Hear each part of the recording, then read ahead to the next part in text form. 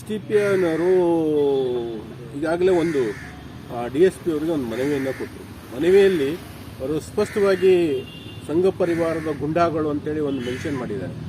ಈ ಅಸಂವಿಧಾನಿಕಾತ್ಮಕ ಶಬ್ದಗಳಿಗೆ ಅವರ ವಿರುದ್ಧ ನಾವು ಯಾಕೆ ಮಾನನಷ್ಟ ಮೊಕದ್ದಮೆಯನ್ನು ಹೂಡಬಾರ್ದು ಅನ್ನೋ ಸಲುವಾಗಿ ನಾವು ಅಂಥ ಕುಚೋದ್ಯ ಮತ್ತು ಜನರನ್ನು ಗಲಭೆಗೆ ಪ್ರೇರೇಪಿಸುವಂಥ STPIಯನ್ನು ಈ ಕೂಡಲೇ ಅದನ್ನು ಭಟ್ಕಳದಲ್ಲಿ ನಿಷೇಧಿಸಬೇಕು. ಆಮೇಲೆ ಅವರು ಹೇಳಿದ ಹಾಗೆ ಅವರು ಏನು ಹೇಳಿದ್ದಾರೆ, ಅವರು ತಮ್ಮ ಬರವಣಿಗೆಯಲ್ಲೇ ತೋರಿಸಿದ್ದಾರೆ ಮಸೀದಿ ಪಕ್ಕದಲ್ಲಿ ಅಂಥೇಳಿ. ಮಸೀದಿ ಅಂಥೇಳಿ ಎಲ್ಲೂ ಪಟ್ಟಣ ಪಂಚಾಯಿತಿಯಲ್ಲಿ ದಾಖಲೆ ಇಲ್ಲ. ದಾಖಲೆ ಏನುಂಟು ಅಂತ ಹೇಳಿದ್ರೆ ಅದು ಒಂದು ಮದರಸ ಅಂಥೇಳಿ ಪರವಾನಗಿಯನ್ನು ತಗೊಂಡು ಅನಧಿಕೃತವಾಗಿ ಮಸೀದಿಯನ್ನು ನಡೆಸ್ತಾ ಇದ್ದಾರೆ ಅಂತೇಳಿ ನಾವು ಈಗಾಗಲೇ ಕಂಪ್ಲೇಂಟನ್ನು ಕೊಟ್ಟಿದ್ದೀವಿ. ಕಂಪ್ಲೇಂಟ್ ಕೊಟ್ಟ ಪ್ರಕಾರ ಅವರು ಈಗ ತಮ್ಮ ಹೇಳಿಕೆಯಲ್ಲಿ ತಮ್ಮ ಬರವಣಿಗೆಯಲ್ಲಿ ತಿಳಿಸಿದರೆ ಮಸೀದಿ ಪಕ್ಕದಲ್ಲಿ ಭಗವದ್ಧ್ವಜವನ್ನು ಆರಿಸಲಿಕ್ಕೆ ಪ್ರಯತ್ನ ಮಾಡ್ತಾ ಇದ್ರು ಅಂತೇಳಿ ಅವರಾಗೆ ಒಪ್ಕೊಂಡಿದ್ದಾರೆ. ಒಂದು ವೇಳೆ ಅದು ಅಧಿಕೃತ ಮಸೀದಿ ಆದರೆ ನಮ್ಮದೇನು ಅಪೋಸಿಷನ್ ಇಲ್ಲ. ಅನಧಿಕೃತ ಮಸೀದಿ ಆದರೆ ಈ ಕೂಡಲೇ ಆ ಮಸೀದಿ ಆ ಬಿಲ್ಡಿಂಗ್ನ ಮೇಲೆ ಇರುವ ಅನಧಿಕೃತ ಏನು ಧ್ವನಿವರ್ಧಕ ಇದನ್ನು ಈಗಾಗಲೂ ಈ ಕೂಡಲೇ ತೆಗಿಬೇಕು. ಒಂದು ವೇಳೆ ಇವರು ಕಾನೂನು ಪ್ರಕಾರವಾಗಿ ಅದನ್ನು ತೆಗೆದಿದ್ದರೆ ಮುಂದಿನ ದಿವಸ ಭಟ್ಕಳದಲ್ಲಿ ಏನೇನು ಅನಧಿಕೃತ ಕಟ್ಟಡ ಇದೆ, ಏನೇನು ಬ್ಯಾನರ್ಗಳಿದೆ, ಏನೇನು ನಾಮಫಲಕ ಇದೆ, ಅದರ ವಿರುದ್ಧ ನಾವು ಒಂದು ದೊಡ್ಡ ಅಭಿಯಾನವನ್ನು ಶುರು ಮಾಡೋರಿದ್ದೇವೆ.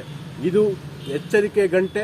ನಿಮಗೆ ಕಾನೂನು ಪ್ರಕಾರ ಈ ದೇಶದ ಸಂವಿಧಾನದ ಪ್ರಕಾರ ನಡ್ಕೊಳ್ಳೋದಾದರೆ ನಡ್ಕೊಳ್ಳಿ, ಇಲ್ಲದೇ ಇದ್ದರೆ ಕಾನೂನನ್ನು ಕೈ ಎತ್ಕೊಳ್ಬೇಕಾಗುವುದು ಎಚ್ಚರ ಇರಲಿ ಅಂತೇಳಿ ಈ ಮೂಲಕ ನಾನು ಇಲ್ಲಿಯ ಆಡಳಿತಾತ್ಮಕ ತಾಲೂಕು ಆಡಳಿತಕ್ಕೆ ಹಾಗೂ ಜಿಲ್ಲಾ ಆಡಳಿತಕ್ಕೆ ಎಚ್ಚರಿಕೆಯನ್ನು ಕೊಡ್ತಾ ಇದ್ದೀವಿ. ಧನ್ಯವಾದ.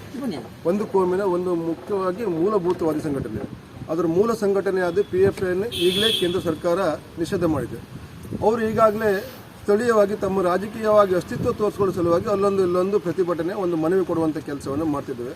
ಆದರೆ STPIಗೆ ನಾವು ಯಾವುದೇ ರೀತಿ ಪ್ರತಿಕ್ರಿಯೆ ಕೊಡಬೇಕಾಗಿಲ್ಲ. ಯಾಕಂದ್ರೆ ಅವರು ರಾಜಕೀಯವಾಗಿ ತಮ್ಮ ಅಸ್ತಿತ್ವವನ್ನು ತೋರಿಸ್ಕೊಳ್ಳಿಕ್ಕೆ ಈಗಲೂ ಸಹಿತ ಆಗಲಿಲ್ಲ.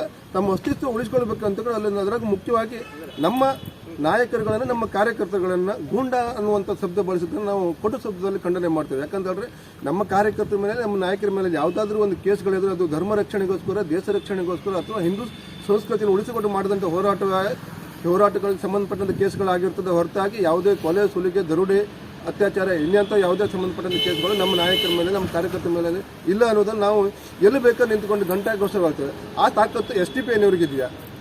STPIನ ಇರುವಂಥದ್ದು ಇಂಥ ಅನಧಿಕೃತ ಕೆಲಸಗಳನ್ನು ಮಾಡೋಕ್ಕೆ, ಕುಚ್ಚೋದ್ಯದ ಕೆಲಸ ಮಾಡೋಕ್ಕೆ, ದೇಶ ವಿರೋಧಿ ಕೆಲಸ ಮಾಡೋಕ್ಕೆ ಹುಟ್ಟುಕೊಂಡಂಥ ಒಂದು ಸಂಘಟನೆ. ಹಾಗಾಗಿ ಕೃಷ್ಣ ನಾಯಕರು ಹೇಳಿದಾಗೆ ಅದರ ಮೂಲ ಸಂಘಟನೆ PFIಯನ್ನು ನಿಷೇಧ ಮಾಡಿದ್ದಾರೆ. ರಾಜ್ಯ ಕೇಂದ್ರ ಸರ್ಕಾರ ಇದನ್ನು ಗಂಭೀರವಾಗಿ ಪರಿಗಣಿಸಿ STPIಯನ್ನು ಸಹಿತ ನಿಷೇಧ ಮಾಡಬೇಕಂತ ಹೇಳಿ ನಾನು ತಮ್ಮ ವಾಹಿನಿ ಮೂಲಕ ಒತ್ತಾಯ ಮಾಡ್ತಾ ಇದ್ದೇನೆ.